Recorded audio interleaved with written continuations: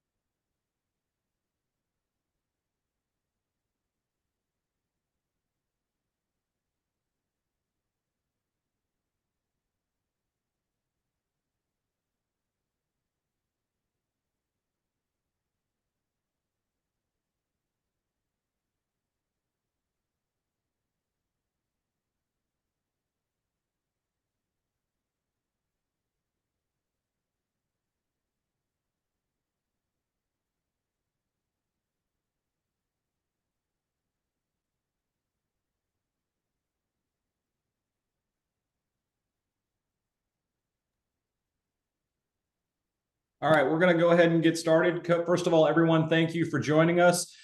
We announced yesterday that Mark Kingston will be our new associate head coach for the 2025 season as a coach in waiting, and then he will take over the reins completely for Creighton baseball in 2026. Coach, if you'd begin just with an opening statement about joining Creighton and your vision for the future for the Blue Jays. Yeah, I look at this as a very unique opportunity.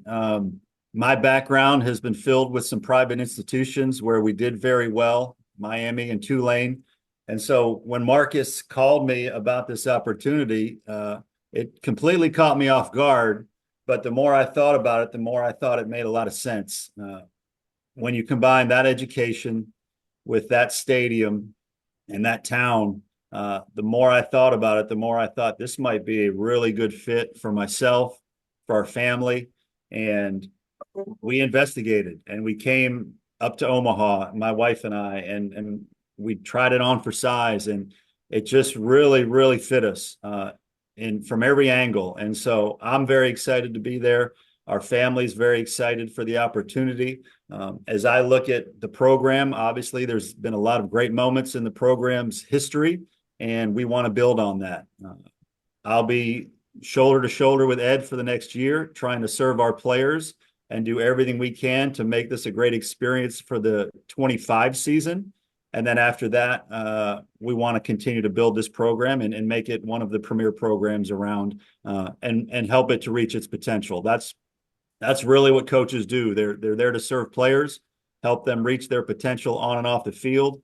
And then the byproduct of doing that well will be that your program is in a great space. It's very healthy, and it's winning as many games as it should be. So again, very excited to join the program, very humbled, and I can't wait to get there and really be 100% all in. All right, once again, if you can raise your hand and I'll call on you for questions for Coach Kingston.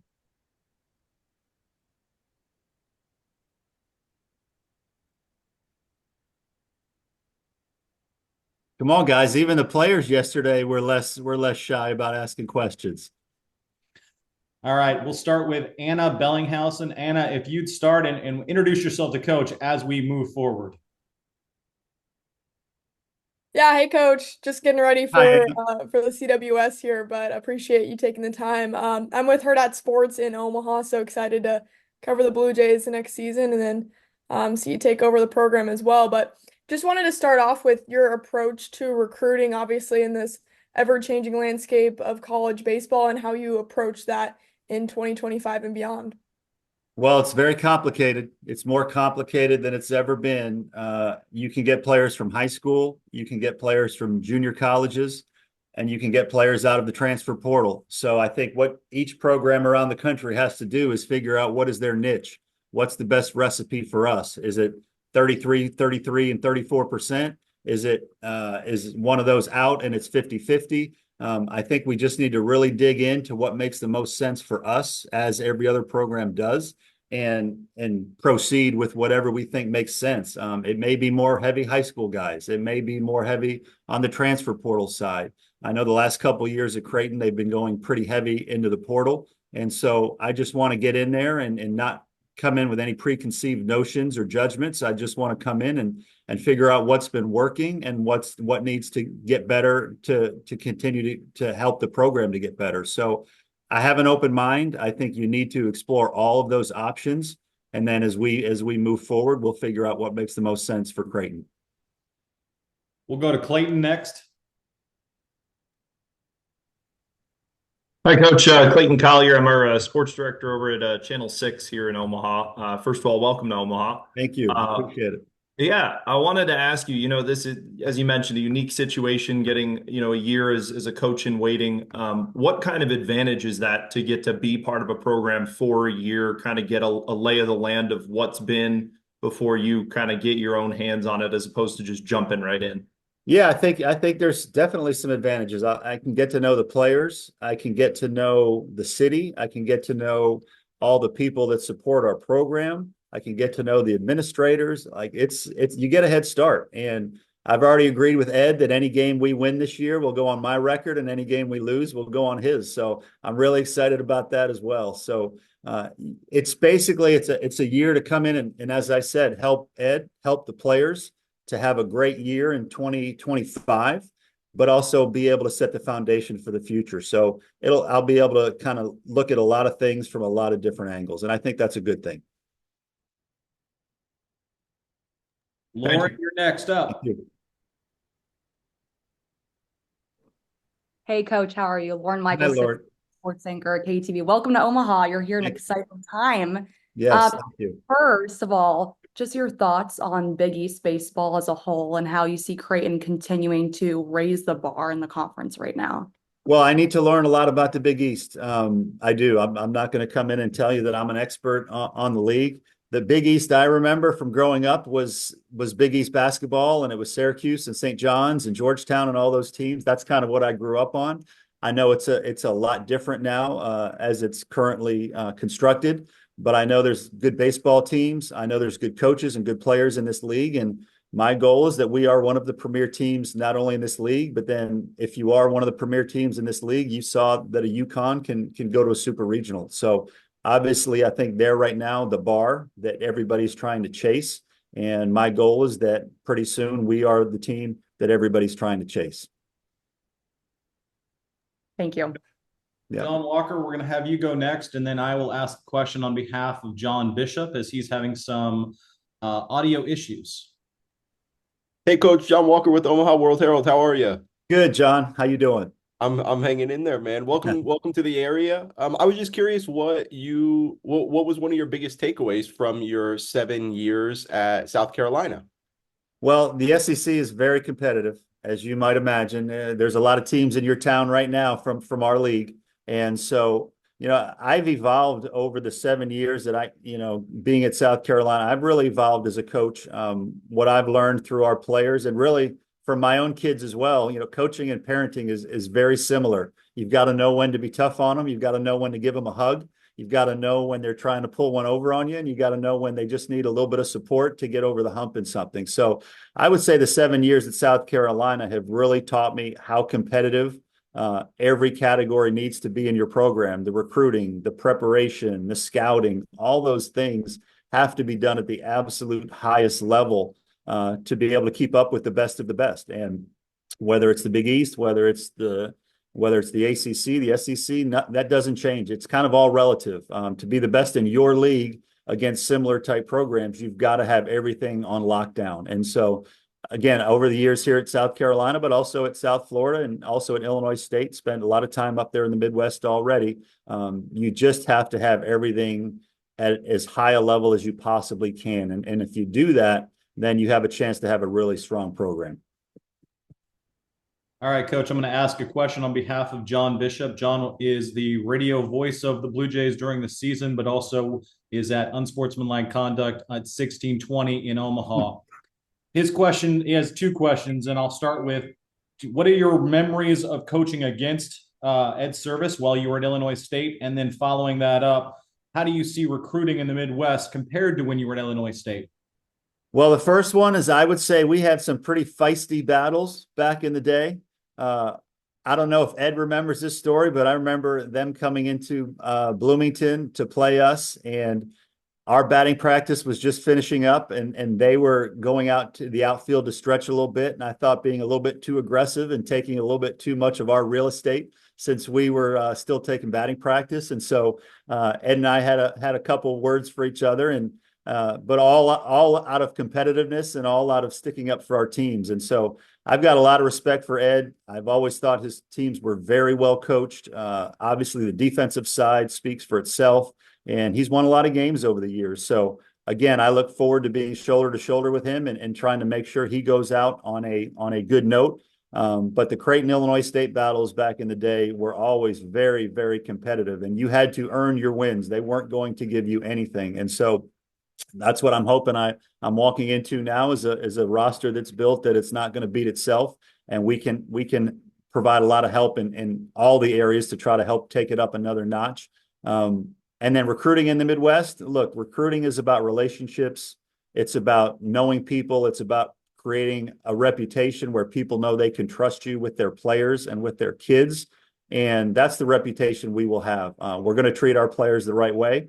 We're going to have basically what you would call Midwestern values. We're going to treat people the right way. We're going to have an old school work ethic, but we're also going to combine that with new school communication and how we go about our business, because you have to evolve, as I mentioned. But I think our reputation is very good in the Midwest. I think we'll come in with a pedigree and resumes that people will be very intrigued to want to be coached by our entire staff. So again, we will make sure that they know that the package that Creighton provides, when you look at the education, the stadium, the city, and then a very established coaching staff that has a great history of winning a lot of games, but also developing players and helping provide a lot of players for Major League Baseball over the years. I just think it should be a very attractive package for any travel ball coach or any player that's looking for the right spot. Clayton, you're next up. Mark, I was wondering, you said you made the trip to Omaha. Did you make it out here during CWS? And did you get to see a UNC game?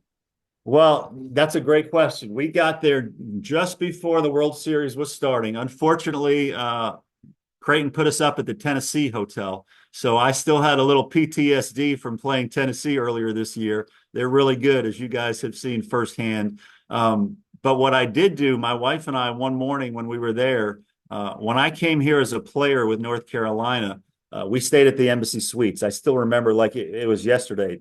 I remember Ben McDonald sitting in the lobby, and he was getting ready to be the number one pick in the draft. And so everybody knew who Ben McDonald was. And I remember being at that Embassy Suites hotel. So I told my wife, hey, just for old time's sake, let's walk over to that Embassy Suites. We stayed at the Marriott where Tennessee's staying. And so one morning we got up early, we walked over, and lo and behold, North Carolina is staying at the Embassy Suites again this year. So as we were walking in, Scott Forbes was walking out, and we're friends. Obviously, he coaches my alma mater, and we played them every year here as a rivalry. We played them in Charlotte in the AAA ballpark. So we got to run there. We walked into the lobby and ran into one of my old teammates, Dave Arendis, who's on staff there as operations with the North Carolina baseball team. So we didn't get to see them play, but it was pretty cool that they happened to be at the same hotel that we ran into them. I ran into Scott, and ironically enough, I got my first call from Marcus about this job about 5 minutes after North Carolina beat West Virginia to qualify for Omaha. So, sometimes these things just feel like they're meant to be, and there's divine intervention. This kind of feels like one of those times.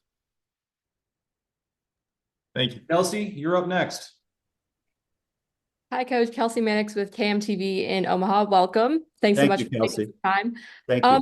So in this new era of kind of NIL and players leaving and all of that, what's kind of your approach to making sure you guys retain players? Because I know when Coach Service announced that he was retiring, some players have left. How do you kind of view that approach, especially in this new era? Well, you've got to, number one, you've got to have a program that players will not want to leave. I think that's the first thing. How much we are able to be in the NIL space is to be determined. I think a lot of that will have to do with how much support we're able to garner, how much people are willing to help us in that regard, in the city of Omaha. I think that's going to be very important if we're able to participate in the NIL space. The good thing for us is we provide, we're able to provide 11.7 scholarships, which is the same as everybody else. Our academic scholarship program appears to be pretty strong. So once you get past that, I think you just have to create a program that players say, I don't want to leave that program. And that starts with how you treat them, how you develop them. Is it a place where they know they're going to win? Are they satisfied with their education? And again, I think we check a lot of the boxes. So my goal is that players don't want to leave our program. And walking into a situation because of the transition with coaches and everything that's happened, there may be quite a bit of turnover. We were able to one of the players that was in the portal yesterday. I was able to talk to him and I talked to him some more, and he's decided to come back. So I think again, you want to have guys that want to be here. You want to have guys that believe in the mission that is Creighton, and just kind of go from there. But as I look into the next year, the next 2 years, the next 5 years, I want a program where people are fighting to get into and they don't want to leave. John Walker, you're next.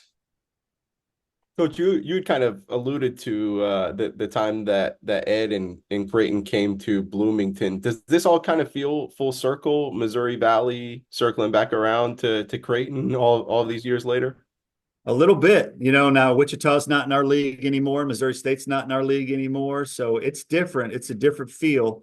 But yeah, to think that Ed and I are now on the same staff, it's God's will, man. You never know where your next step's going to be. And so it's pretty humbling to think that we're here now. It's humbling to know that this is where God wants us right now. And so we're going to come in and do everything we can to make it a great experience for all. Lauren? You kind of touched on it, but just big picture, what do you hope to take away from Coach Service this coming season and just this year as a whole? Well, I've always had great respect for his teams defensively. They're always among the best in the country. So I really want to get a feel for how he's been able to do that over the years. I've generally coached pretty good defensive teams as well, but I've always looked at Ed as one of the best, if not the best, in terms of run prevention and his teams defensively. So I really want to dig into what has made his system work for all these years. And then on top of that, I think he's going to be a great asset for the right people to talk to. And here's the places we've had great success recruiting, and here's the places you don't need to waste your time.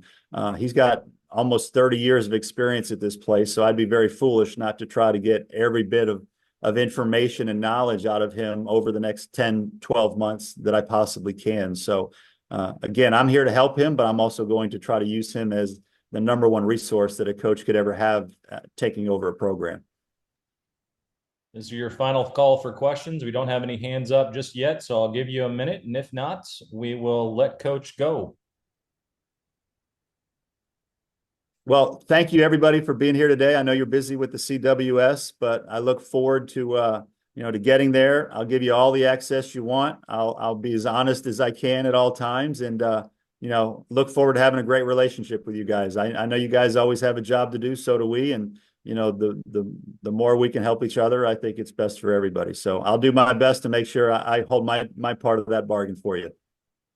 All right, Coach, thank you so much. This has been recorded. It will be placed on YouTube. A couple of you have asked for permission to record it, and I've granted that. But if you need anything else, feel free to reach out. Coach, thank you once again. Coach will be on campus sometime later this month, and we will have another opportunity to talk with him at that time.